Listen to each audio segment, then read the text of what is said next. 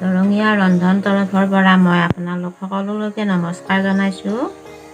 আজি মই পুৰৈ শাকৰ বৰ ভাজি বনাম। এয়া পুৰৈ শাককেইটা আনিছোঁ মই। এয়া পুৰৈ শাকৰ ডাঙৰ পাত হ'ব লাগিব এইকেইটা। এয়া ডাঙৰ ডাঙৰ পাত। এইখিনি বেচন। মই বেচনখিনি নিমখ হালধি দি গুলি লৈছোঁ। এনেকৈ অকণমান পনীয়া কৰি গুলি লৈছোঁ। পুৰৈ পাতকেইটাত পুৰৈ পাত এইটো মই ইয়াতে বেচনখিনি এনেকৈ দিম। এনেকৈ গোটেই পাতটোত এনেকৈ লুটিয়াই দিব লাগিব।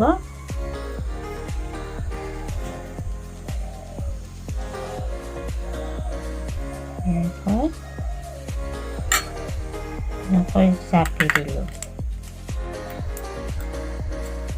ইয়াতে অকণমান দিলোঁ।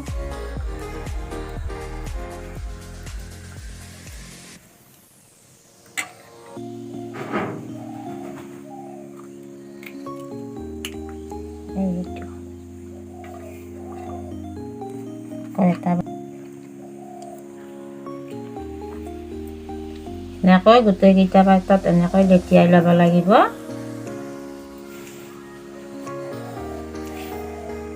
এনেকৈ মই গোটেইকেইটা পাতত এনেকৈ লেটিয়াই ল'ম, তাৰপিছত ভাজিম।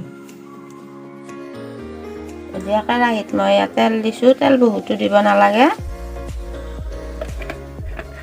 তেলখিনি গৰম হ'ব দিছোঁ।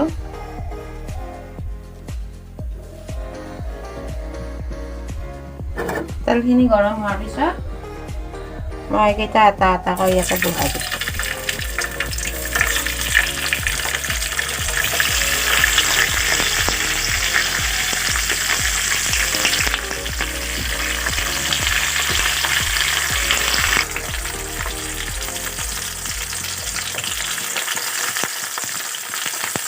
মই লাহে লাহে এতিয়া উল্টাই দিম। মই লাহে লাহে এতিয়া এনেকৈ উলটাই দি থাকিম।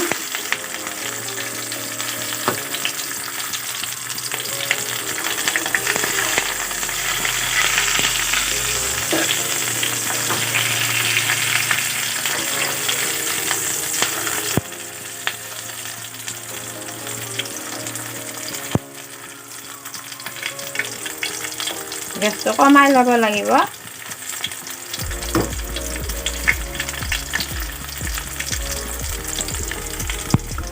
এনেকৈ ডাঙৰ পুৰৈ পাত বৰ বনাই খাবলৈ বৰ ভাল লাগে। সৰু সৰু পাত হ'লে ভাল নহয়, ডাঙৰ পাত লাগে।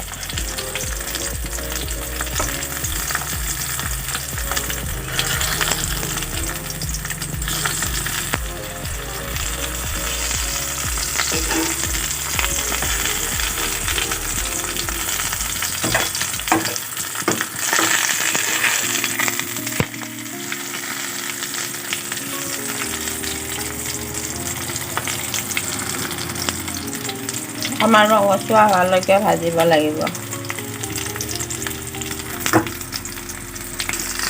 এতিয়া ৰঙচুৱা হোৱাৰ লগে লগে এইখিনি আমি এতিয়া নমাম। এইখিনি ইয়াতে নমাই দিলোঁ। এনেকৈ পুৰৈ পাতৰ বৰ ভাজি আপোনালোকে বনাই চাব পাৰে। খাই বৰ ভাল লাগে, গৰমে গৰমে খাব লাগে। আপোনালোকেও বনাব। আজিলৈ ভিডিঅ'টো ইমানেই। ধন্যবাদ।